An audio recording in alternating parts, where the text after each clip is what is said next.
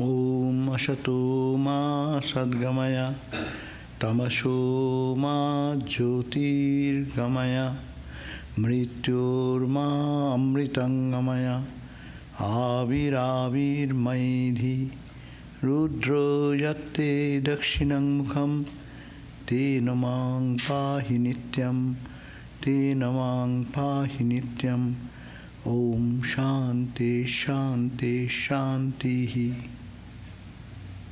O Lord, lead us from the unreal to the real. Lead us from darkness to knowledge and wisdom. Lead us from death to immortality. And evermore shine in our hearts with your resplendent face. Om, peace, peace, peace be unto us all.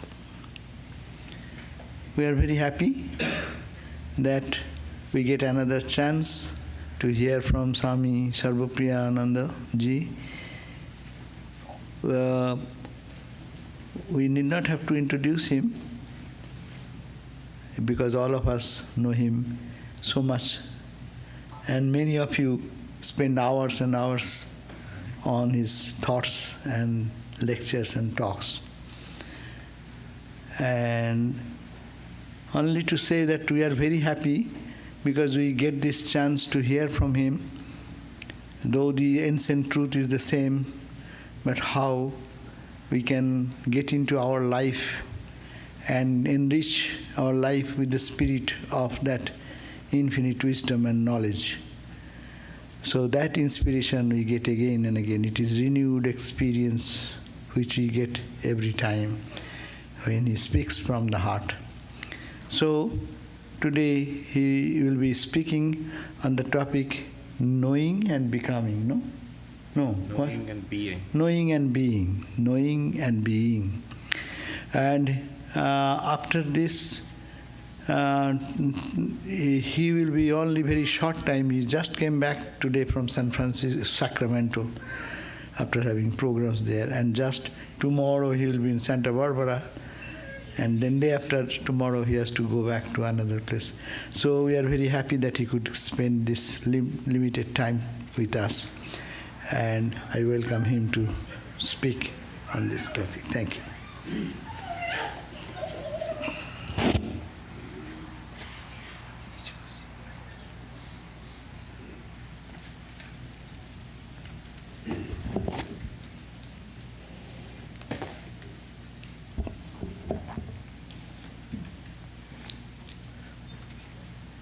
Om Asato Ma Sadgamaya Tamaso Ma Jyotirgamaya Mrityurma Amritam Gamaya Om Shanti Shanti Shanti.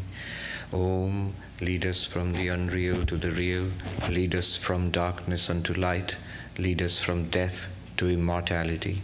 Om, peace, peace, peace. Good evening and namaskar, everybody. My pranams to revered Swami Sarvadevanji Maharaj, pranams to the revered monks and Matajis, and namaskars to all of you, dear friends. So we are gathered again here with a very important subject. I mean, I always say it's an important subject, but this is really important because knowing and being, I think this, in Vedanta, we inevitably come to this point. This question I've heard again and again, that I now get it, I've heard the teachings, I now understand it, but there's how do I make it real? How do I embody it in my life? How do I take the, what do you call it? And Americanism is there when the rubber hits the road. Yeah. How do I walk the talk? And that's the subject, knowing and being. And the more I think about it, the more it becomes, very soon this becomes the central, the central question in our spiritual life. So that's why I think it's very important to discuss this.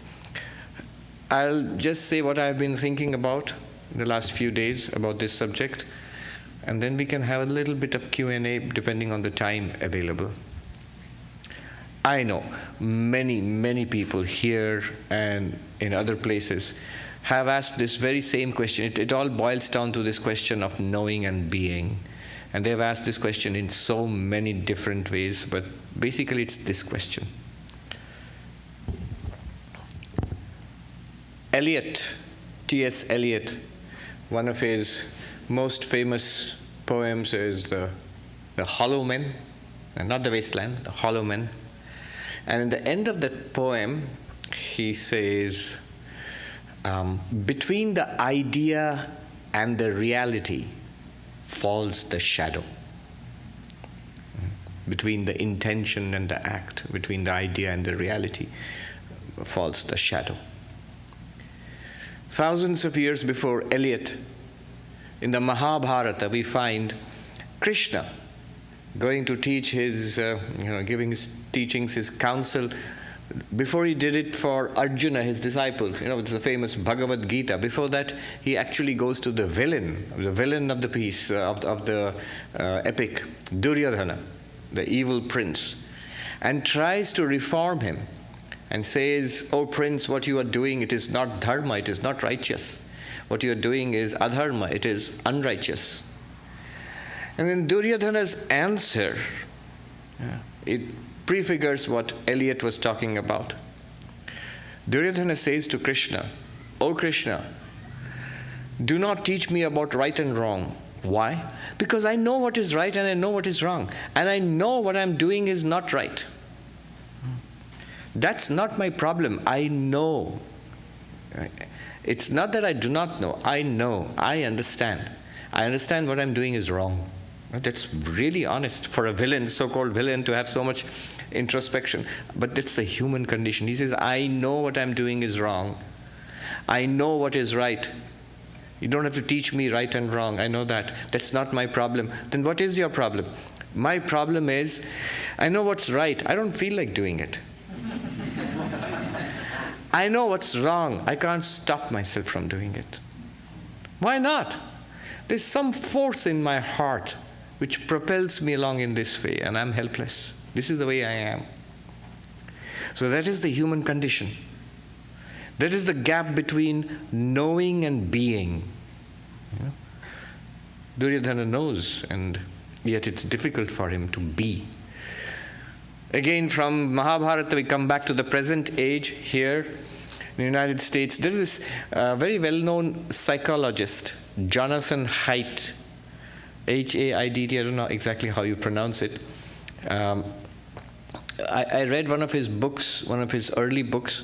It's very, very well known, The Happiness Hypothesis. There he takes up this question that why is it so difficult to change? We know what we want to be, but why aren't we able to do it? We are convinced, but we aren't able to do it. He says that there's this whole huge literature now. You go to Barnes and Noble, and you see there'll be a huge self-help, positive psychology, self-improvement section.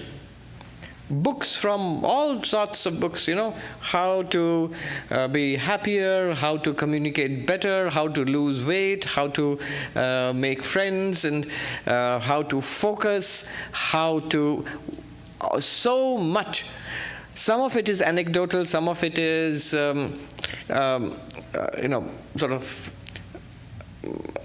sort of homespun, but quite a bit of it, increasingly these days, is academically rigorous. There is a whole subject now called positive psychology, which deals with human strengths, not with human weaknesses, but human strengths, happiness, resilience, sociability, all sorts of things which constitute human strengths. And yet Jonathan Haidt poses this question: why is this gap between knowing and being? He poses this question. The self-help sections, if you see Barnes and Nobles, it must be one of the most popular sections, because those sections are huge, rows and rows of books, which means millions and millions of copies sell. And yet, after reading a lot of that, after getting your own self-help, self-improvement library, almost inevitably one feels a little let down. That, I know such a lot, but the improvement to my life is at most a little incremental, a little bit, not much. Why?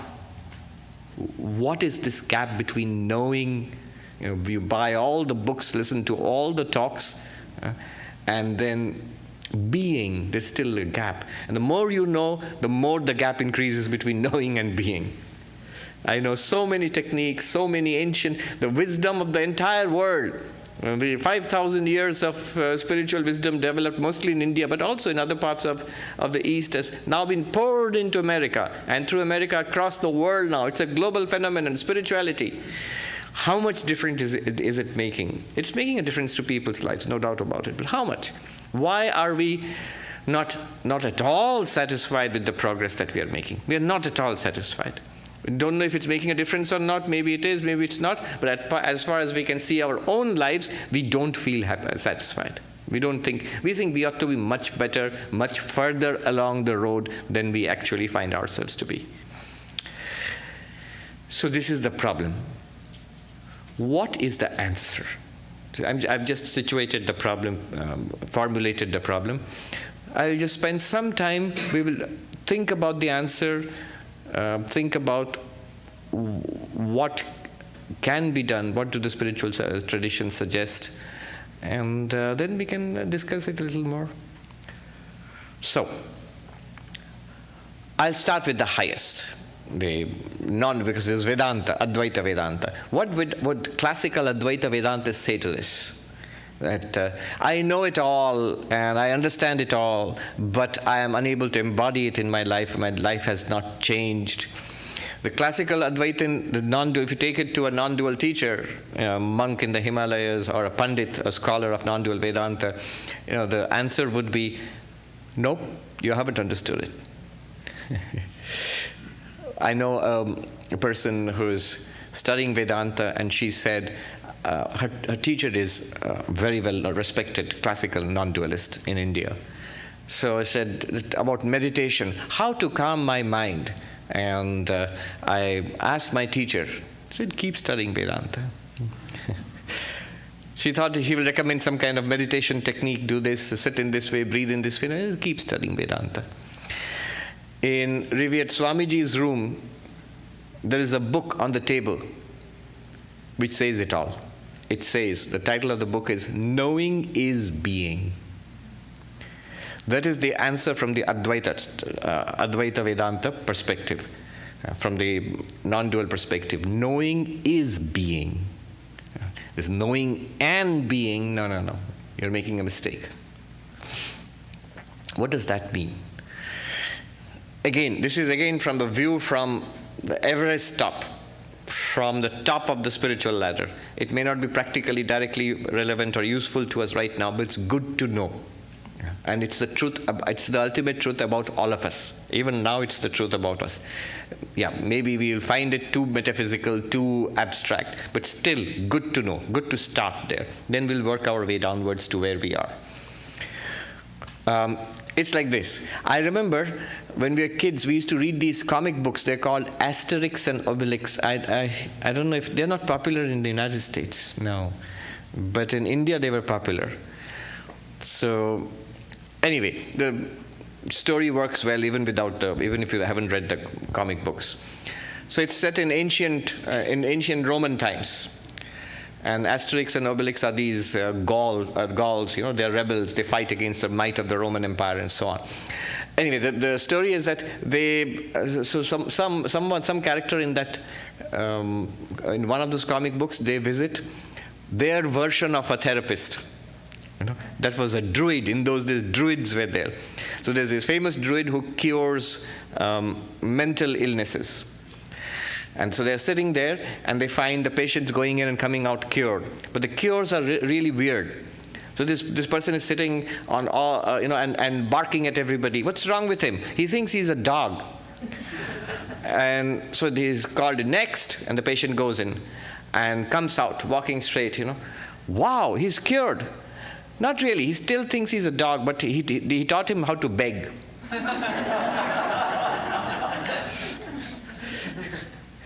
The Advaitin will say, all your efforts at self-improvement are like this. You're mad. You're just mad. You're fine-tuning your madness so that it doesn't appear so mad after all. You must first realize, the real cure is to realize that you're not a dog. You're a human being. Similarly, the real answer is to realize what we truly are. Not put, band-aids, make a little fix. I am scattered. I can't focus. I must learn how to focus. Great. I'm a loner. I must learn how to make friends. Okay.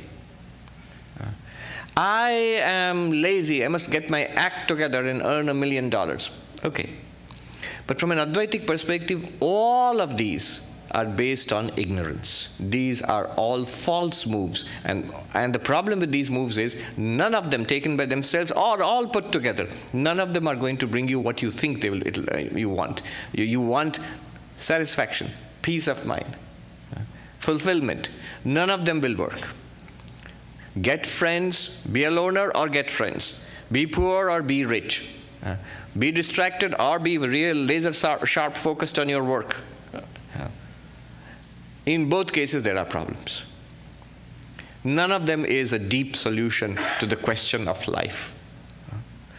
What is a solution? The solution is enlightenment, realizing what we truly are. How will that help with the question of knowing and being? In Advaita Vedanta, knowing is being. Because the non-dualist is so different from all other kinds of religion or spirituality. And the non-dualist says that you already are perfect. In our real nature, which we do not know, if we would know ourselves as we truly are, it's already all right. Our lives seem so far away from all right that it seems ridiculous to say that to us, but Advaita insists. That's why Advaita Vedanta non-dualism is so radical. It insists it's already all right. You just don't see it. It's like watching a horror movie followed by a tragedy, followed by a documentary on war, and so on. But if you realize they are movies, that's the central thing to realize. It's not that there's good, King Kong has come and is smashing up New York, then followed by the great earthquake and California disappears into the Pacific Ocean, and then space aliens invade. All of that didn't happen. It's the screen with movies, with pictures and sound. That's the point to be realized there. Similarly, what we consider to be our life here, that is an appearance of an underlying reality, and that reality is perfect. Existence, consciousness, bliss, unlimited existence, unlimited awareness, and unlimited fulfillment. Great, but what about me, we ask. And Advaita Vedanta says, Tattvamasi, that unlimited existence, awareness, fulfillment, you are. Yeah, but I have to become enlightened first, right? That's the whole deal in Advaita Vedanta. No. Whether you become enlightened or not, you are that. Whether you meditate or not, you are that. Whether you are a billionaire or you are homeless, you are that. By the way, there is a homeless billionaire. I met him here in Hollywood. It's a distraction, but I have to tell the story. Just like this, an invitation came that we're going to launch a book about, atheistic perspective, a completely anti-religion book. It's going to be launched, and we need your parking lot. I said, look at the cheekiness of it, the chutzpah. Huh? You're asking a monastery, an ashram, a spiritual center, can we use your parking lot to launch a book saying that it's all bunk, whatever you guys teach? And we are, it's difficult to get one over us. And we said, of course you can. And not only that, I told Swami Mahayogananda, let's go and attend. We also want to attend. So I went, and the book, of course, was a very famous Celtic physicist here. It's called Sean Carroll. The book is The Big Picture.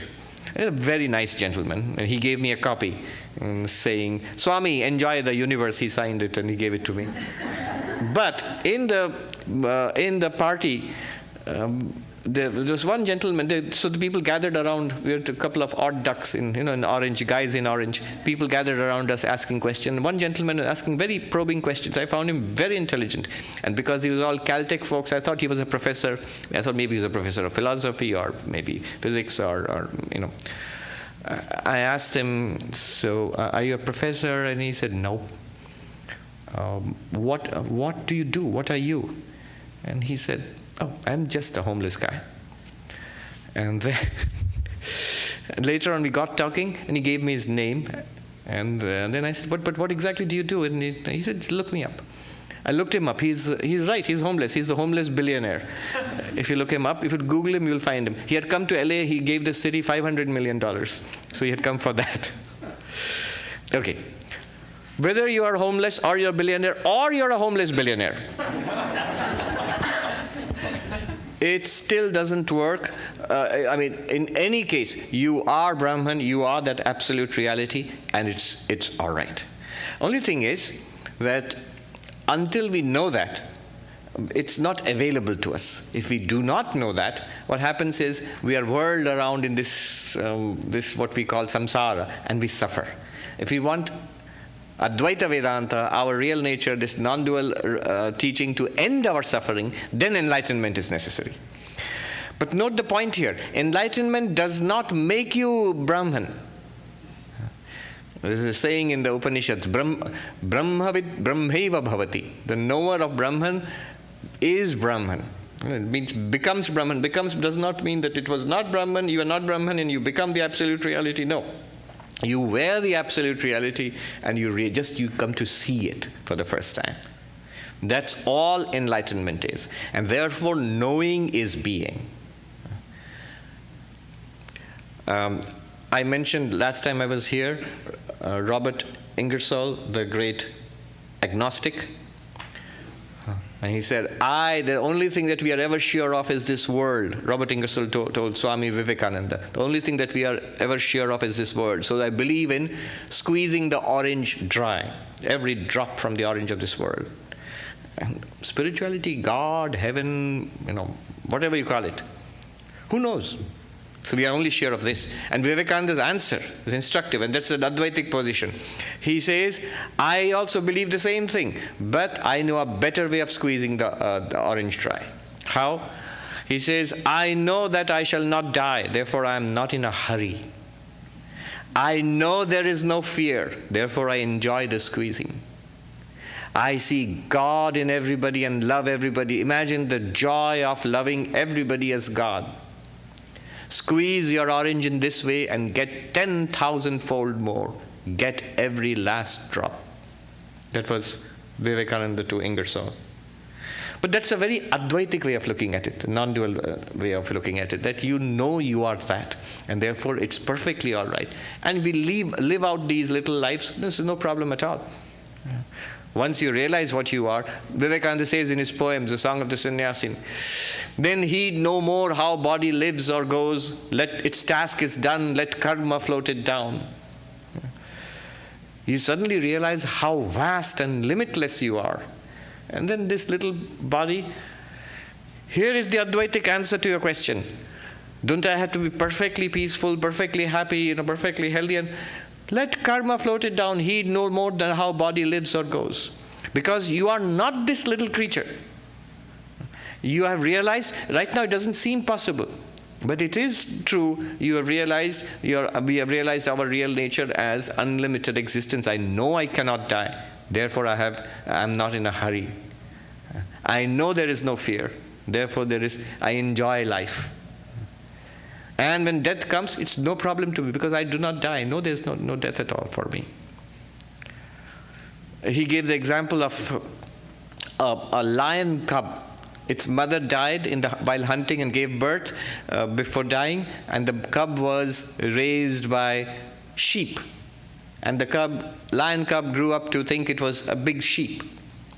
a big lamb, and it was eating grass and bleating and following its the other sheep around, until another big old lion came hunting and saw in the midst of the flock there is a young lion, and he was intrigued. So he stalked the lion and, seeing its chance, jumped upon the lion, this young lion, and caught it, bleating, dragged it out of the flock, and said, "What are you doing?" So, "Oh, sir, let me go. I'm scared. You're scaring me," and bleated. "Stop, please, stop that," the old lion said. You are not sheep. You are a lion." And no, that's not true. And dragged this young lion to the pool and said, "Look at the reflection of my face and reflection of your face. You and I are the same reality. We are the same thing. Now roar." And the young lion roared. And what did that young lion have to do in order to become a lion? Nothing. It was already a lion. What did it have to do? Other than knowing that he is a lion, what else did he have to do to become a lion? Affirm. Why? Do what? Act like a lion. Suppose it doesn't act like a lion. Suppose it doesn't act like a lion. But is it not a lion? It's still a lion. It was already a lion. Yeah. As soon as he knows that, he has become like that, right? As soon as he knows that, he begins to act like that. His whole problem is solved when he knows that he is a lion. But the fact is that he was already a lion. He did not become a lion by some practice, doing something, except just knowing that he is a lion. That's all. But then he had to drop his previous guard. Sure, that comes. The previous preconceptions, the previous ways of acting, that drops up. Isn't it an automatic consequence of knowledge, of changing? The story of the prince who got lost in a royal hunt and then was lost in the forest and brought up by a poor hunter in the forest, and many years later rediscovered by the minister of the kingdom and said, "Thou art not this poor hunter's son, but you are the king, the son of the king. You are the crown prince. This kingdom belongs to you." Now, what does the prince have to do to become a prince? Nothing. Just knowing that he's a prince is enough. Knowing is being in Advaita Vedanta. In non-dual Vedanta, knowing is being. Knowing is being because you are already that. Whether you know it or not, you still are that. But knowing gives you the benefits of being that. Knowing, what does the wave have to do to become water? Nothing. So Shankaracharya says, in a very brief statement, powerful, compact statement in his commentary in the Bhagavad Gita, Jnana Jnanayoho Anyatvena Upapattehe. Everything becomes understandable, reasonable, if you see the difference between knowledge and ignorance. In ignorance, we think we are limited creatures striving for perfection. In knowledge, we see that we are already the perfect existence, consciousness, bliss. So knowing is being in Advaita Vedanta. However, even here there is a problem. The problem is this. Enlightenment has two aspects. Enlightenment has two aspects. One aspect is what I would like to call the paradigm shift. See, this I'm drawing from a paper I studied a couple of years back at Harvard University. You wouldn't think that at Harvard they're talking about enlightenment, but they are, I assure you. I was there. They were talking about it. So enlightenment, this is in the Buddhist context. So enlightenment has two aspects. One is that you have the bodhi, the wisdom, and you realize your own Buddha nature. So that's one aspect. In our Vedantic sense, I am Brahman. You are Brahman, you realize that. I am Brahman, Aham Brahmasmi. That realization comes to us. That's one aspect, and that's what I call the paradigm shift. The paradigm shift. Shifting from the identity of body-mind to our identity as existence, consciousness, bliss. Chidananda Rupaha Shivoham. I am of the nature of consciousness and bliss. I am Shiva. I am Shiva. This shift When Shankaracharya sings, Mano buddhya ahankara chittani naham. I am not the mind, I am not the ego, I am not the memory, I am not the intellect. I am not earth, water, fire, air, the materials out of which this physical body is made. I am none of them. This is what I thought till now. I was this. This is who I am. What's this? This is I. Who are you? What are you? This. What is this? It is I. What are you? I am this. This whole paradigm changes, and I realize I am the awareness, unlimited awareness. Yes, in me the awareness disappears. This is an experience of this body, of this mind. So I am this unlimited awareness, ever free of the troubles of the body. Where is aging? Body. Where is birth? Body. Where is death? Body. Where is illness and COVID? Body. Where is depression? Not in consciousness, in mind. Where is unhappiness? In the mind. Where is the sense of limitation? In the mind. Where is even this sense that how can I manifest my spiritual knowledge in this life? Where is this question coming? In the mind. Does that question come to you when you are sleeping? No. So it's the mind which has this problem. As pure consciousness, you have no problem at all. So this paradigm shift from thinking ourselves as body-mind to knowing ourselves as the witness consciousness, as unlimited awareness, this is what I call one side of enlightenment. This is the paradigm shift aspect of enlightenment. But this is the problem with the non-dual approach. There's another side. The other side is what was called in that paper the ethical manifestation aspect. See, when you say somebody is enlightened, when you say somebody has realized his or her Buddha nature, you have some expectations of such a person. You would expect that person to be selfless. We expect a person to be, all those saintly qualities which we see in the lives of enlightened people.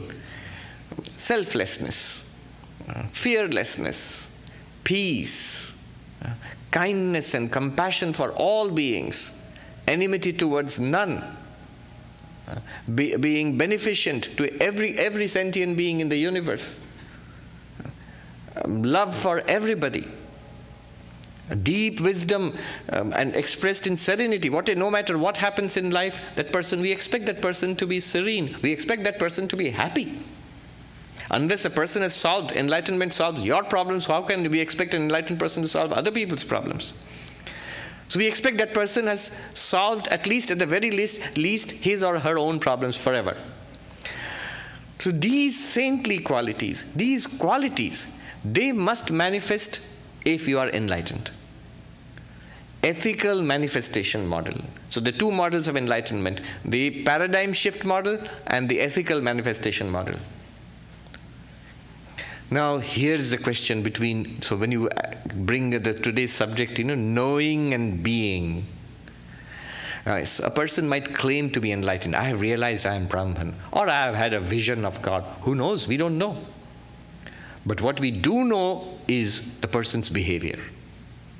What does that person say? How does this person deal with life? How does that person behave towards all of us? We see it and we feel it. And we expect at least a certain standard. Swami Vivekananda's definition of religion as the manifestation of the divinity already within us, I think it's a beautiful definition. Now we see the depth and profundity of this definition. Why? The word manifestation includes both these aspects. Manifestation of the divinity within myself is that I should be aware, first of all, of the divinity within myself. That's the paradigm shift. I am not the body-mind. I am Brahman. I am limitless awareness. Paradigm shift. But also, manifestation has the other meaning. It must appear in my thoughts and in my words and my deeds. So this manifestation is a very good word, which includes both of these components, the paradigm shift and the ethical manifestation. Both are.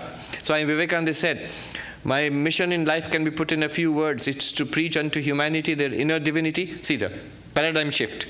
You are not mortal creatures. You are divine, which means you are of the essence of God. You are awareness, you are being itself. To preach unto humanity their inner divinity and how to make it manifest in every movement of life. Do you see? Knowing and being, the paradigm shift and the ethical manifestation.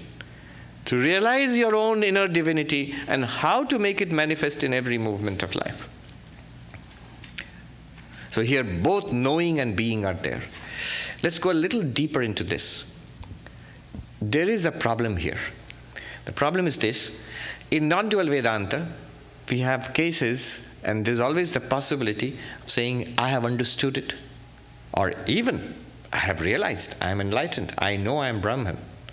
But I really, really get annoyed if my coffee has too much sugar or too little sugar, or if the other car cuts me off on the freeway. It's really annoying, even if I'm Brahman.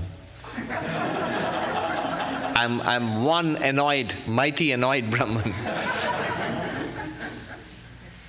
I've actually seen this. One of our great, Swamis, a very, very wonderful teacher of non-duality, he's since passed. He was really very well versed in non-dual Vedanta and a very good, excellent teacher. But he had a hot temper. He would fly into a rage. So somebody asked him, Swami, you keep saying you are the ever peaceful ocean of Brahman, the calm ocean of limitless ocean of Brahman. Why do you get so angry? And Swami said, oh, that's just in the mind. I am the witness.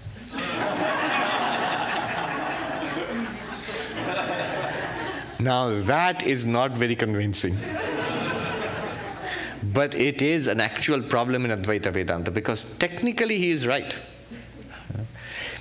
So whatever happens at the level of the body is at the body. Whatever happens at the level of the mind is in the mind. And I am the ever blissful consciousness. But the problem is, as one sadhu said in the Himalayas, in Hindi, I'll tell you in Hindi and translate, he said, Rota hua jnani kisko pasand hai? Who likes a grumbling enlightened person? One of the first conditions, if you think you are enlightened, you have given up the right to grumble. You must be okay with, fine with anything that life throws at you. Anything. Physical level, mental level, relationship level, world level, you should be fine with anything that life throws at you. So don't be quick to claim enlightened status, because then you stand to lose a lot, the right to grumble and complain. And so, Rota wa jnani kisko pasand? Who's inspired by an enlightened person who's, Rota literally means weeping or crying or grumbling or complaining. Whining. Whining is the right word, correct. Who likes an enlightened person who's whining all the time? Why would this happen? Why would this happen? Let's go a little deeper into it. There is a book which discusses this. There's a book called Jivan Mukti Viveka by Vidyaranya Swami. Vidyaranya Swami was a great master of Advaita Vedanta who lived about 700 years ago in the south of India, in Vijayanagar kingdom. That book, he's more well known for his masterpiece Panchadashi, which was translated by, in fact, Swami Swanandaji. In Jivan Mukti Viveka, he says, the goal of Vedanta, non-dual Vedanta, is Jivan Mukti, enlightened while living. You are free while living. So that's the direct translation of Jivan Mukti. Now, this Jivan Mukti has three components. One component is called Tattva Jnana, knowledge of reality. The second component is called Vasanakshaya, eradication of desires, of deep-seated desires. Third component is called Manonasha. Literally it means destruction of the mind, but basically it means samadhi, deep concentration and deep absorption. So perfect meditation, perfect purity of mind, and enlightenment, knowledge of the reality. What reality? I am Brahman, that knowledge. These three together constitute Jivan Mukti, the goal of Advaita Vedanta.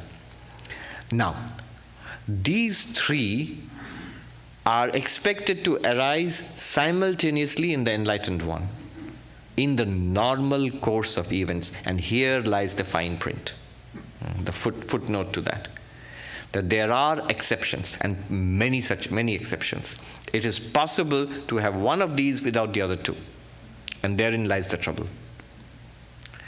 It says, those in the normal course of events, if you are a spiritual seeker and you work really hard at this, purify the mind, meditate regularly, focus the mind, pure mind, focused mind, come to Vedantic teachings, you'll be enlightened. And that's done. You are free while living. However, and Vidyaranya Swami makes this point there are cases of people having a spiritual breakthrough and actually seeing what Vedanta is saying, and in a sense, yes, enlightened also. They realize that I am Brahman. They realize that I am not the body-mind. I am the witness of this body-mind. I am free from this body-mind. This body-mind in its entire world is an appearance, and I am I means not the ego, the underlying reality. Even the ego is not me. The ego is also a function of the mind. So this insight can come. It's not impossible. However, if the other two have not been accomplished to a very high level, then what will happen is, Vidyaranya Swami says, this person is a jnani, is a person who knows, is an enlightened person. However, is not a Jivan Mukta. He is not free while living. Why not? If the capacity to become absorbed in Brahman is not developed, if the mind has not been purified of worldliness completely. Remember, we are not talking about the ordinary person. We are not even talking at our levels. We are talking about people who are very advanced, very far along the path. We'll come further down the mountainside and come to base camp soon. But first, let's talk about the advanced stuff. Such a person, already pretty far along, but then what will happen is, if they are not fully prepared on the other two, purification of mind and the absorption in Brahman, samadhi and chitta shuddhi, then what will happen is, such persons will still be subject to being buffeted in the world, where the storms of the world might suddenly have reactions to the world. Positive, negative, whatever it is. Of course, their reactions will be much more attenuated, much finer than ours. But still, it's possible. What should they do? What is the recommendation? It's very important. Why? Because I see it more and more. There are actually people, I have met such people who have had these breakthroughs, and yet they are in trouble. And they create trouble. They teach. They go on a book tour immediately. I'm enlightened. That's it. Done. And book tour and teaching circuit, lecture circuit. And they can do it because they have actually seen there's a great power there. And they can uplift, inspire, move people.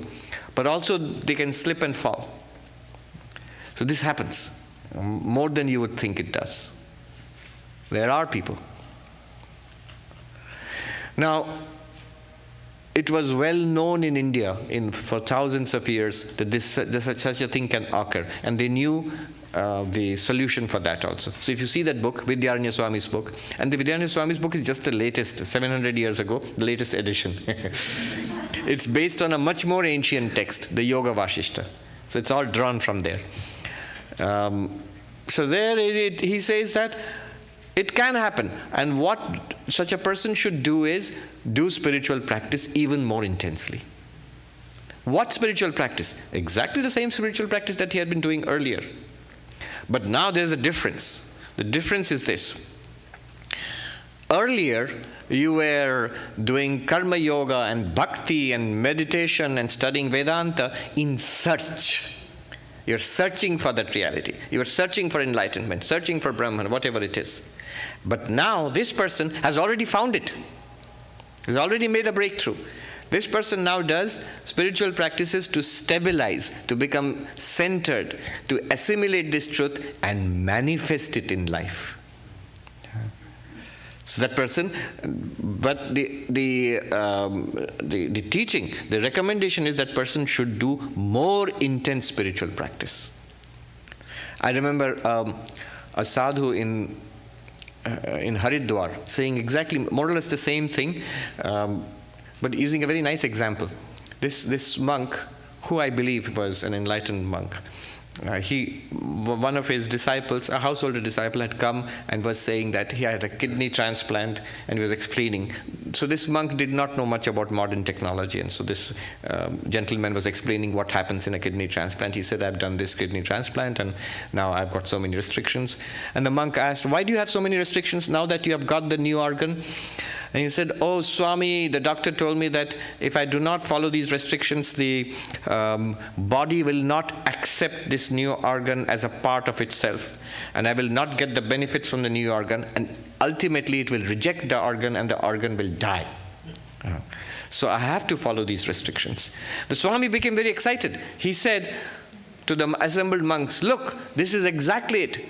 Once you have this knowledge, this breakthrough, he was talking about a very high level of breakthrough, that insight, then you must protect it by these practices. Otherwise, what will happen is that this knowledge that you have gained, it will not be accepted, assimilated into your system. And you will not get the benefit from it. And you may tend to lose it. A true breakthrough, I'll make a distinction here. A true breakthrough, you will never lose it. Vidyaranya Swami makes a point here. All right, suppose I really feel I have made the breakthrough, I am enlightened, but I do not have the other to the level of excellence required, so I am not a Jivan Mukta, freed while living. But is there no use to that enlightenment then? And Vidyaranya Swami says, yes, there is use. If you get that breakthrough, if you have got tattva jnana, the enlightenment about reality, the benefit of that is, this is your last life. You will get moksha at the point of death. When this body falls away, you will be liberated and set free forever. But in this life, if you want to get the joy of being free in this life, what was promised, see the original, what was the goal when you set out on spiritual path? The goal was overcoming suffering and attainment of bliss. So you have not attained the goal yet, right? And now in this life, one must be able to claim honestly that I am above all suffering and I am completely fulfilled. If I don't feel that, then it's still work in progress. So one can't claim that it's done. Atyantika dukkha nivritti paramananda prapti.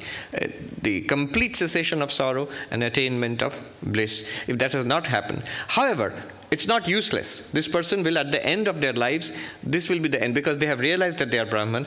This life they may go through ups and downs, but it's done. At the end of their lives, they are set free. I mean, I've seen one interesting thing about Sri Ramakrishna's disciples.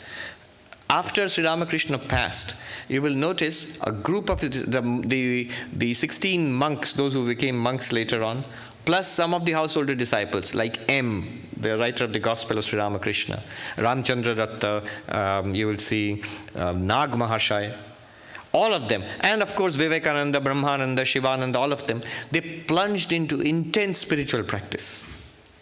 Intense spiritual practice, and lifelong, for several years. Some people asked in Swami Brahmananda, Swami Shivananda, the same question, and answer is also same. They asked him, what are you doing? Because Sri Ramakrishna has given you everything. Has given you God realization. So why are you doing such intense practices? And they said, the way they put it, both of them gave the same answer. What he gave us, we are trying to make it our own. Now notice, there was another group of disciples of Sri Ramakrishna, mostly the other householder disciples, except M, Nag Mahashaya and a few others. There was a whole group who went back to their old lives, their jobs, their families, and their businesses, and so on and so forth. And they are, of course, very spiritual people.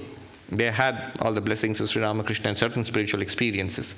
Notice the difference between their lives and lives in the first category. The lives of the second category, they went through many ups and downs in life. many shocks and tribulations in life, a lot of suffering also. But all throughout they were very spiritual people.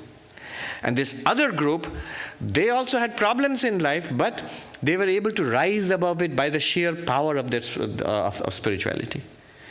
So it's just my analysis. I'm just sharing this with you. Even more simply, the Holy Mother says, Ma Sharada, she said to a disciple that after initiation, the disciple asked her, Mother, if I don't repeat the mantra, then what? The mother said, don't worry, my child, it's done for you. At the time of your death, Sri Ramakrishna will come for you and will take you. This is assured because you have taken mantra diksha from me. But, then she added, but if you want joy in this life, you have to practice. Now, do you see how it matches with the old philosophical analysis 700 years ago, Vidyaranya Swami? If you want to be Jivan Mukta, free in this life, you must complete the other two. The ability to remain. See, I have realized I am Brahman, but if the mind does not have the ability to become plunged and centered in that, the mind is continuously pulled out into the world, then the benefits are not really flowing. If the mind has not been purged completely clean of worldly pulls and pressures, then I'm continuously diverted away from this realization. So these problems will be there. That's why the knowing is being, it's a good slogan, but not really. There is still a problem there. Knowing has to be still converted into being a Jivan Mukta, and for that, spiritual practice is necessary even at the most advanced level of Advaita Vedanta. You've got it. Swami Vivekananda puts it in this way. He has a short note on the 4 yogas, which he prepared for an American disciple. And very wonderful insights on each yoga, just in a compass of a couple of paragraphs. And about Jnana Yoga, non-dual Vedanta, he says at the very end, that is the direct path and so on. Not direct path. In fact, he says all the 4 yogas are indirect paths to enlightenment. There's no direct path. They are all things that you can do, but then enlightenment has to come from the other side. All right. But his point is very interesting. He says about non-dual Vedanta, the path of knowledge. He says that in this way, in this path, many come to an understanding, few realize. So, from a Swami Vivekananda's perspective, unless you are able to manifest the divinity already within, he would not count you as an enlightened person or a realized person. Just knowing it, no matter how deeply, how powerful the breakthrough, that's still not enough. It must be able to manifest it in life. All right. All of this, by the way, doesn't refer to the majority of spiritual seekers. This is a small elite minority. It's the problem of the elite, problem of the haves. But what about the rest of us?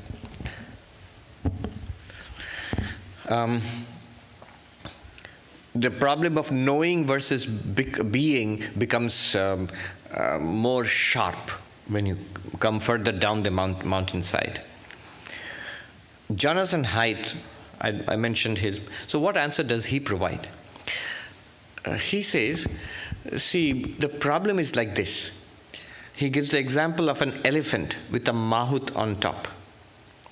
And the mahout guides the elephant. And he says that the mahout knows where he wants to go. And he guides the elephant there. The problem is, if the elephant doesn't want to go there, the mahout cannot force the elephant to go there because they ride around the elephant. The elephant is much stronger. So the elephant has to obey, or if the elephant doesn't obey, you don't have too many options there. Now, we are like that. The intellect is like the mahout, and the mind and the heart and the body, it's like the elephant. The emotions and memories and personalities and the desires and just the physicality of the body, that's the elephant. The intellect is like you riding it's the intellect which listens to talks, comes to Vedanta classes and is convinced that I am Brahman, and it's the intellect which knows. But to be, knowing and being, Being involves the whole being, not just the intellect, not just the rider of the elephant. It involves the elephant also. It involves the whole being. How it works is this way. So the intellect gets convinced. You see a TED talk, read a book, a self-help book, you get convinced. Attend a Vedanta class. This is great. I am Brahman. Meditation is great. I shall get up at 6 o'clock in the morning and meditate. And then next morning when you get up, the alarm rings, 6 o'clock, I'm going to meditate. I'm convinced, I'm sold. The body says, no. You didn't consult me. It's cold and I feel tired. I haven't had enough sleep. I'm going to sleep. You can go and meditate if you like. The elephant may not agree. The elephant doesn't want to go this way. The elephant wants to eat bananas and puts its trunk into the shop of a fruit seller and snatches the bananas from there. The mouth can't stop it. Now, what's the answer? So the intellect, the mouth, the intellect responds to reason and knowledge. What does the elephant respond to? That's the question. What does the elephant respond to? Training. The elephant responds to training. After all, how does the mouth make the elephant obey? Through training. And what is the essence of training? Repetition. Practice. Repetition. So this is where we come down to the brass tacks. How do I convert knowing into being in our daily spiritual life? I will just make a few points here and then stop. A couple of days back, I was in Sacramento, and I was rereading Swami Ashokananda. Here it is all Swami Prabhavanandaji, Swami P. You feel his presence here in everything. I've never seen him, but you can see this place is a reflection of him. But if you go to San Francisco and Berkeley and Sacramento, it's Swami Ashokananda. You can see his presence there. One of the beautiful essays based on his talks is called The Razor's Edge. It's a reference, of course, to the Katha Upanishad, Razor's Edge, and also Somerset Maugham's novel of the same title, Razor's Edge. But the point he's making in that talk is why is spiritual life so difficult? Why bridging knowing and being is so difficult? And he does something amazing. I never noticed it earlier. So it's wonderful to read these things and reread it after a gap of 10, 15, 20 years. What he does there is, he talks about yoga, samadhi, meditation. So the typical complaint in spiritual life is, meditation is difficult, Swami, my mind is restless, I can't meditate. So he says, why is it difficult to meditate, he says. So he starts, normally when we read meditation, Patanjali Yoga Sutras, the 8-limbed yoga, we start with the initial moral practices, yama and niyama, then sitting, asana, then breathing, pranayama, then pratyahara, withdrawal of the senses, and then dharana, focus, and dhyana, meditation, and then samadhi. But what he does in that talk, in that essay, he starts at the top. Why is meditation so difficult? Samadhi and dhyana, meditation so difficult? It's because our minds flicker continuously. It's because of lack of focus. Our minds are continuously flickering, so the absorption becomes difficult. What does mind flickering mean? Mind flickering means the mind has continuous series of what are called vrittis, thoughts. So one after another, thoughts, perceptions, ideas, and each thing is, if it is about a different thing. You're listening to my talk, then the baby comes in, and then the baby rushes out, then you're back to my thought. So half a dozen thoughts have come one after another, and each one is about a different thing. So that's the flickering mind. That's why absorption becomes difficult. Why does the mind flicker? Why does the mind flicker? Why is it so difficult to focus? Because we are pouring a lot of inputs into the mind. See, why did the mind flicker now? Because there was sound, some other sensory input. So there is inadequate withdrawal of the senses from the world, therefore the mind flickers. Because the mind flickers, therefore meditation is difficult. Do you see? Meditation, dhyana, is difficult because dharana has not been accomplished. Dharana is focus. Focus is lacking, therefore meditation is impossible. Why is focus lacking? Because the withdrawal from the world is inadequate. Hearing, seeing, or from inside, memories, thoughts of the past, projections about the future, they keep bubbling up. So it keeps the mind shaky. Lack of focus. But why are all these sensory inputs they're coming in, and why is it so difficult to withdraw from the world? Go further, one step back. Pranayama. This is why I wanted to share.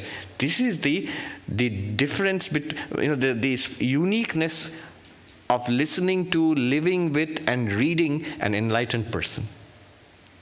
I just saw that by reading. If you read books on yoga, if you read even the ancient Sanskrit commentaries on yoga, pranayama is breathing or control of the prana within this body. And that's all they will talk about. But here's the distinction. If you read the writing of an enlightened person, or at least an advanced spiritual seeker, what Ashokanji writes there you will not find anywhere else. What he says is, breathing, control of the prana, that is at a superficial level. Breathing, control of the breathing. It's control of the prana which is meant. Even control of the prana, he connects it to certain things. For example, he says, why the senses are not under our control is because we have a biological energy flowing through this body, life force flowing through this body. Every activity of the body, every activity of the mind, of the senses, of emotions, ideas, memory, behind it all is a vibration of prana. It is this energy which makes all this activity possible. So prana is very important. And this prana gives us all these experiences. And that's great. But here's the problem. If I do not have control over prana, it will keep on giving me these experiences even when I don't want it. A sound comes. I don't want to hear it. But I have no control of the prana. The prana immediately swings into action, engages the ears, gets in an input and supplies it to the mind, throws the mind off balance of focus, and then my meditation is disturbed. You see how quickly? It happens in an instant. But why should it be so? It's my prana. Why don't I have control over it? You see where we have come. Meditation is impossible because focus, dharana has not been accomplished. Dharana is impossible because pratyahara, withdrawal of the senses not accomplished. Withdrawal of the senses not accomplished. Why? Because pranayama, my prana is not under control. It keeps activating the senses here, left and right, without any choice. I have no choice. Somebody says a nasty word to me, I have no choice. Swami Vivekananda says, slaves we are. Slave to a good word, slave to a nasty word. Both throw our minds into turmoil. One is good word, praise, big, smiley, delight. A nasty word, depression. Why? At every level you can answer it. At the level of prana is, we have no control over the prana.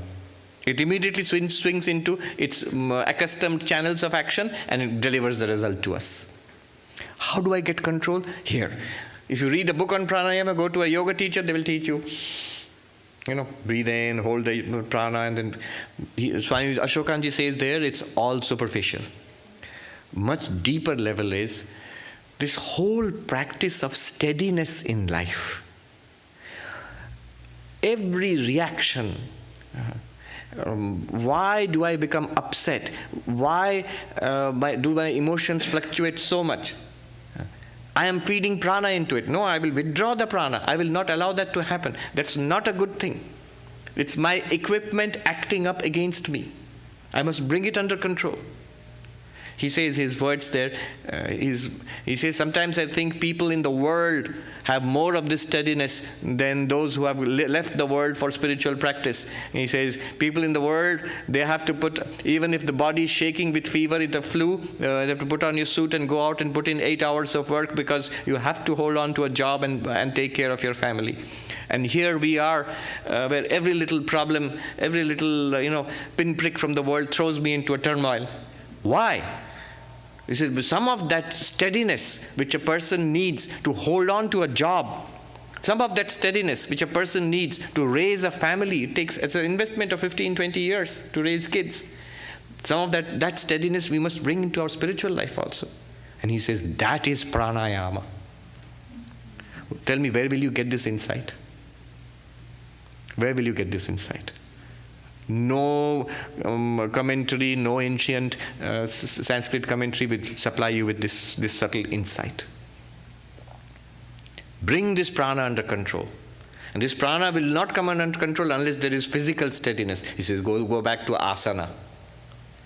Physical steadiness. If you continuously shake and disturb the body, you're continuously in motion, or working, or just moving around, that will keep throwing the prana off balance. You see how he has worked his way down from meditation, samadhi and meditation, to focus, dharana. From dharana down to pratyahara, withdrawal of the senses. From pratyahara down to pranayama, control and refinement and bringing the prana under control. From there to steadiness of the body. And then he goes down to yama and niyama. This is bridging knowing and being. Jonathan Haidt's insight that practice is what brings the body under control, the elephant under control. Similarly, regular, repeated practice, karma yoga, bhakti yoga, raja yoga, and a deeper sense. This sense I got by rereading The Razor's Edge by Ashokanandji. So these are not mechanical, physical practices. They are very deep. Who would have thought pranayama means being a steady person in life? That brings prana under control. There Ashokanandji says, wild fluctuations of emotion, rage, jealousy, deep chronic depression, these are all connected. They may have a physical basis, but also they can also be very deeply connected to worldliness. Somewhere we are deeply invested in the world. We are not genuinely spiritual seekers. You must learn to let go and decide, make up your mind.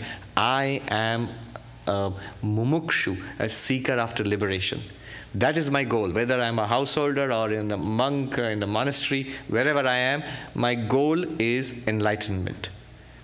When internally I make that shift, I don't have to tell anybody, I don't have to make any major dramatic change in my life.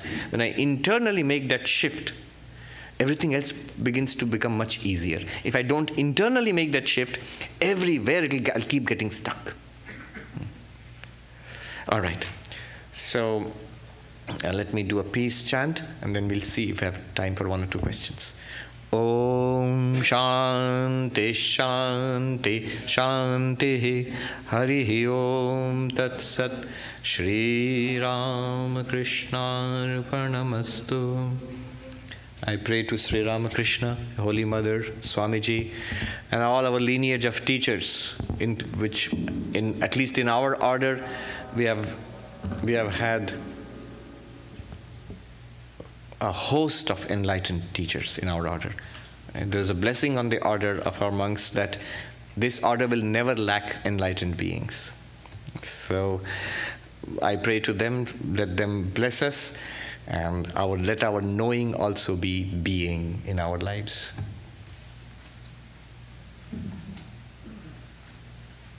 Maharaj, is there time for one or two questions, or we can wrap it up? It's 8:35. 5 minutes or 10 minutes? 5 minutes. Okay. 20 minutes. All right. Let's have. There's a question there. Thank you, Swamiji. My name is Kiran. My question is, if we're already Brahman, whether we realize it or not, then what if I take this attitude that I believe that, now I'm not going to strive for anything, because I just don't need to. I just have this faith, and what's wrong with that? What's wrong is it will just increase our suffering.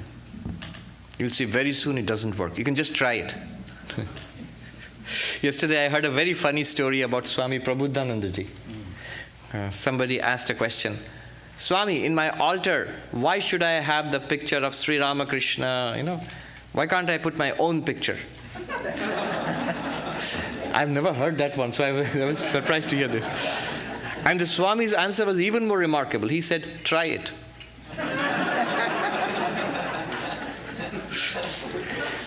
If you try doing that, you will see very soon it's not doable. You know what's the most difficult thing to do? Nothing.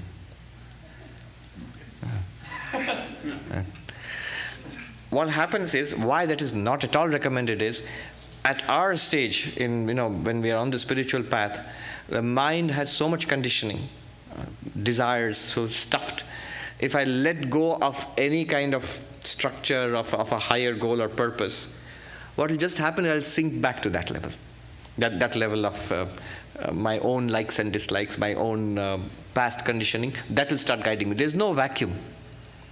If I let go, what will happen is those things will bubble up from my past conditioning, and that will take over my life. I'll probably end up worse than when I started spiritual life. Yeah. Believing that I am Brahman, affirming that I am Brahman, it might be good. It might be good as a practice, but it's still not enlightenment, because I don't know yet. Maybe I believe it, maybe I'm doing some kind of positive self-affirmation, but it won't work. Theoretical knowledge is not sufficient to cut out a vividly experienced delusion. Yeah. Yes. Hi, thank you so much for both your lectures. If you like, you can take up the mask also while asking a question. Thank you so much. My name is Caden, and I was wondering, since we're all kind of living the householder's path here, and we're really involved in life just on an everyday basis, having to go to work, having to deal with relationships, and not all of us can renounce into the Himalayas or whatnot.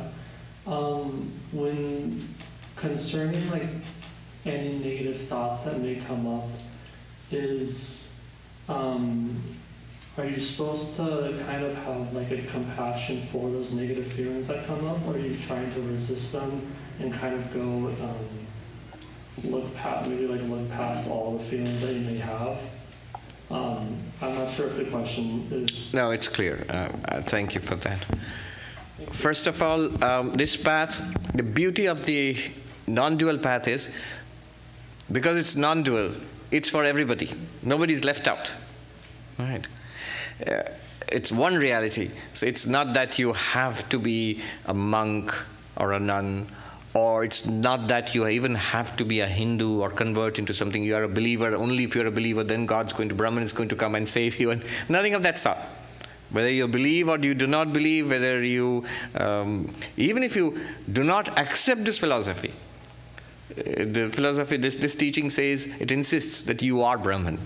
This monk I met in the Himalayas, he would say in Hindi, Tum mano ya na mano, tum jano ya na jano, tum hi Ram.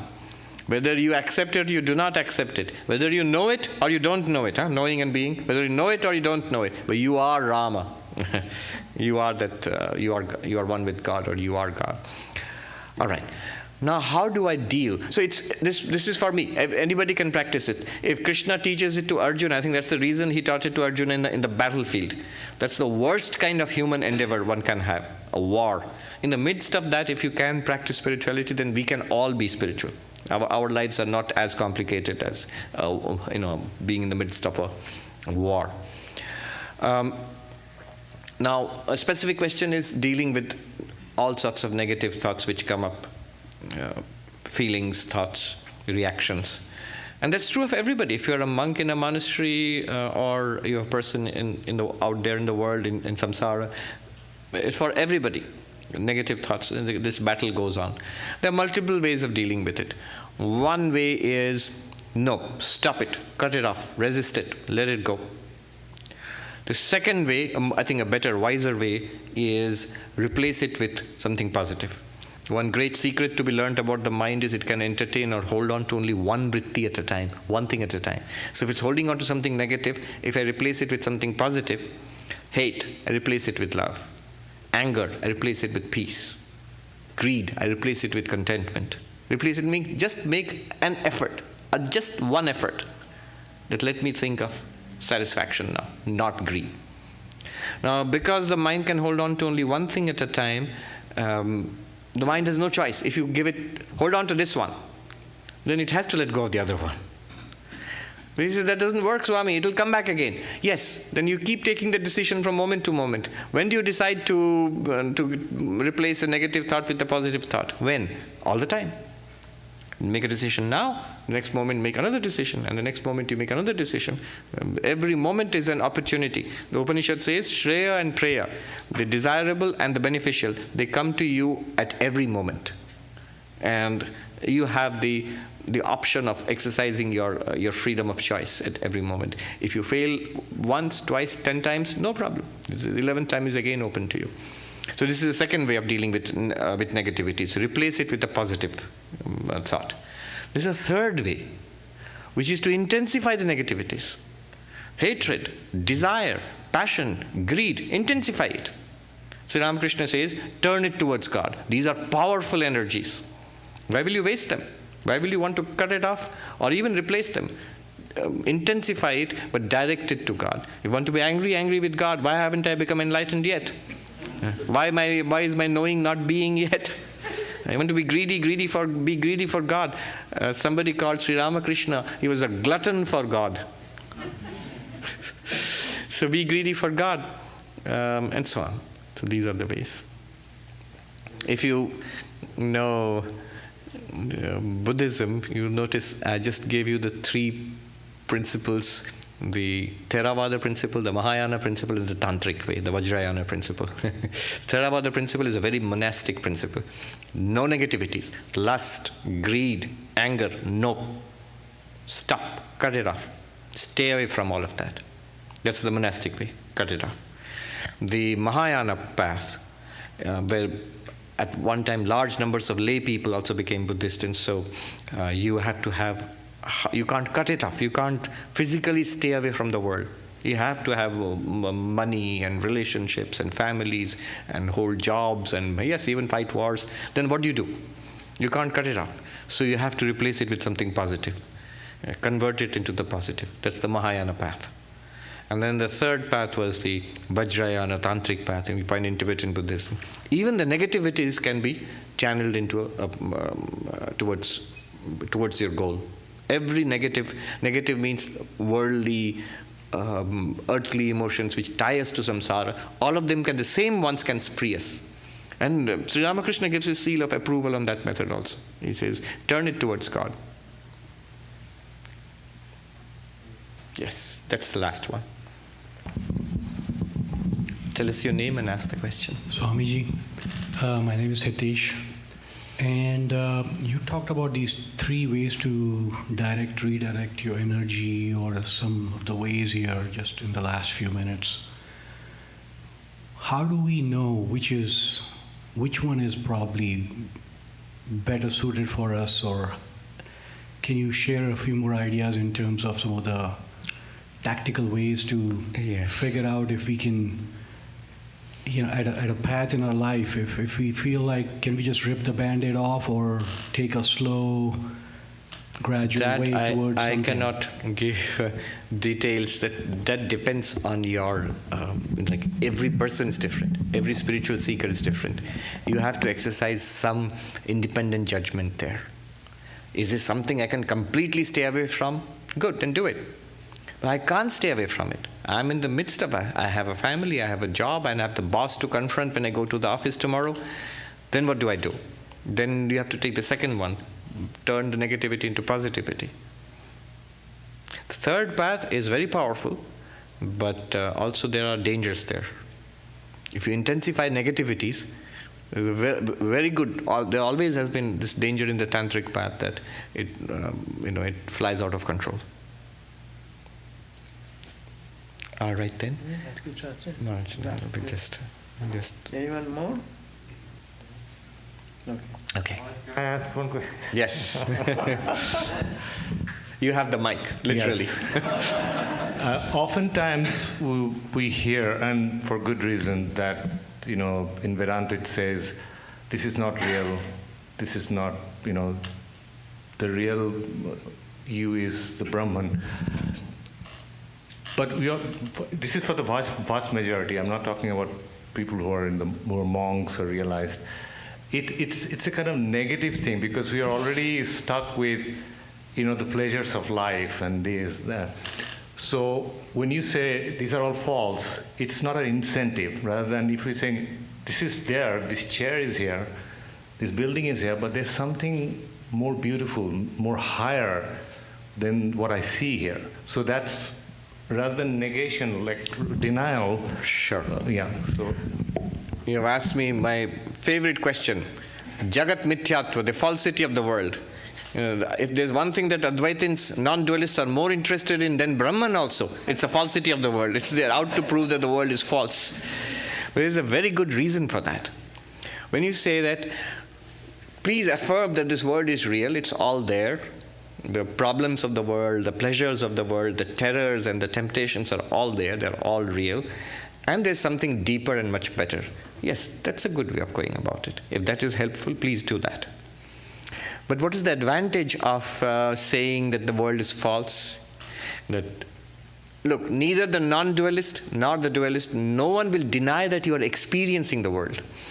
But what the non-dualist does is, just because you are experiencing it, does it mean it's real? Because you often experience things which are not real. You watch movies. You read fiction. You have dreams at night. And we all know, we experience them. You did see a movie, but it was a movie. You did read a work of fiction, but it was fiction. You did have a dream. You can't deny that, but it was a dream. So, just because we experience something does not mean it's real. It could be unreal. Okay. Now, what is the advantage? What's the advantage of having in spiritual life if the world is unreal? Two advantages. One, preliminary, and the second one, deeper. I'm sorry I'm taking more time here because it's your fault. You asked my favorite question. I'll make it brief. You have to think about this. The first, the preliminary advantage is it creates dispassion about the world. So if the world is not real, it's like a movie, then you need not be so disturbed by the world nor so attracted by it. Ultimately it's all right. What has to be done? Remember, this body-mind is also part of the world. So the body-mind will keep on playing its role in the world. But it's all right. It's not important. Because it's an appearance part of it. It's like a fiction compared to the reality which is your own self, which is Brahman. So it creates dispassion, vairagya for the world if it is false. If it's real, you have to take it seriously. If it's not real, you don't have to take it seriously. So, Swami, what are you saying? Should we take the world seriously or not? Don't. I said, Swami, what are you saying? You are a monk, you may not take the world seriously, but I have a family and I have a job and responsibilities. Even more reason for you not to take the world seriously. That's a great protection. It's a great protection against suffering in the world if you don't take it too seriously. What will happen? The work has to be done. Don't worry, it will be done. The family will take care of itself and job also will take care of itself. And you will also do whatever has to be done. You can't stop it, even if you think it's not real. It will go on. Okay, and it will go on better. So vairagya, dispassion, that's the preliminary advantage. But here is the deeper advantage. Notice what you said. This world is there, but there is something deeper, higher, greater, God. And so why not say it like that? The advantage of saying world is false, and the deeper advantage is you are directly pointing to that higher reality. How? If I say it's not a snake, it's a rope. The snake is false, it's actually a rope. You know the classical example used in Advaita Vedanta? It's not a snake, it's a rope. Now let me ask you, where is the snake you are seeing? There. Where is the rope which it is really supposed to be? There. Why there? Because if the snake is false, then it's actually a rope. That thing which you thought was a snake is actually a rope right there. But if the snake is real and you're saying there is some other thing called a rope, that rope could be somewhere else. That's not it. So falsity of the world means it's something else. You are seeing the reality as something else. You are seeing Brahman as the world. World is false means Brahman is real. That thing which you said is deeper, more beautiful, greater. If I ask you the question, where is it? The dualist has only one option. Someplace else. Heaven. What is it? Not this, because this is real. Some other reality. Not me, because this is real. I am a body, mind, I am a little creature. I am Sarvapriyananda. So what's God? There, somewhere else, somebody or something else. Something else, somewhere else, and some other time. This is real samsara now. Then this cannot be heaven. Heaven is some other time, later on. This is real samsara here. Then heaven can't be here. It must be there. And this is world and I am a human being. So this can't be God. God must be something else. But if this thing is an appearance, what is it an appearance of? It's an appearance of Brahman. Where is Brahman? Here. When is Brahman? Now. What is Brahman? You. This is the beauty of saying that the world is false. This whole thing depends on whether you take the world to be an appearance or reality. So Ramakrishna has the last word. He says, if I thought that the world was real, I would have paved the streets of Kamarpukur, his village. I would have paved the streets of Kamarpukur with gold. If I thought it was real, I would have taken it that seriously. I don't. It's an appearance of something else. That something else is real. God is real and right here. So, all right, Swami, but you said that it could be false. But it could be real also, right? If you listen carefully to what I said earlier, just because you are experiencing it, does it mean it's real? And you said, Swami, that it could be false also. Good. But I noticed you said it could be false. But you didn't prove that it's false. Can you prove that it's false? It's a topic for another day, the falsity of the world. But I'll just give an example of what I mean. A Swami, I remember in the temple in India, in our monastery, standing on the steps of the temple, he said, these non-dualists, they keep saying, world is false, world is false. What nonsense. Here, can't you see? Here is the temple, here is the river Ganga, here is the sky and the sun. You can't see it? I see it. How can I say it's false? Now, I didn't say anything to him. He was angry enough as it is. But what would a non-dualist say to that? Why would you say it's false? As he would say, notice your language, Swami. You're saying, I see it. Translate that. The world is real because I see it. I see the world is equivalent to the world is appearing in awareness, in consciousness. Appearance in consciousness is the very definition of falsity. Just like your dream. What is the difference between a dream, the things which appeared in your mind when you were dreaming, and this thing which is appearing right now in your awareness? What's the difference? Tell me. No difference. Don't be so fast. Swami Nikhilanand in his Upanishads, translation of Upanishads, in an appendix, he gives 10 differences between waking and dreaming. 10 differences, the commonly held differences. Then he carefully erases each one, till you are left with a creepy feeling, like you are, is this a dream? Are you in the Matrix?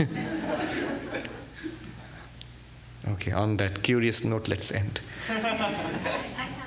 All right. Does Brahman have a sense of I? It does. You have a sense of I. You are Brahman. A sense of I, that I is the ego. Brahman itself does not have. The ego arises when the mind starts functioning. And the mind itself is an appearance in Brahman. But when I'm thinking, like, each and every person has a sense of I. Like, every animal has a sense of I. So, how, I'm trying to figure out, like, when everything is gone, what happens to the I? You're thinking, so this is another, this is a problem when people become interested in this and it can go on and on. All right, just one line answer and then we'll end. So we feel that, all this Brahman talk, it means finally there'll be only Brahman, and which basically means all this is false, all this will go away after I become enlightened. No, it won't. If you realize that the necklace is gold, does the necklace disappear into a shapeless puddle of gold? No. The necklace remains a necklace, the bracelet remains a bracelet, the ring remains a ring. You just know that it's gold. Right? So when you realize this is all Brahman, what will happen? Nothing. Exactly like this. I can't resist this. Wittgenstein, the great, I love Wittgenstein. One day he comes out of his office, he was teaching in Cambridge, a philosophy professor, and this lady who has written this reminiscence, she was his assistant or something, she's with him. And Wittgenstein suddenly stops and looks at the sun in the sky, and he says, why did ancient people, why did they think that the sun went round the world instead of the other way around?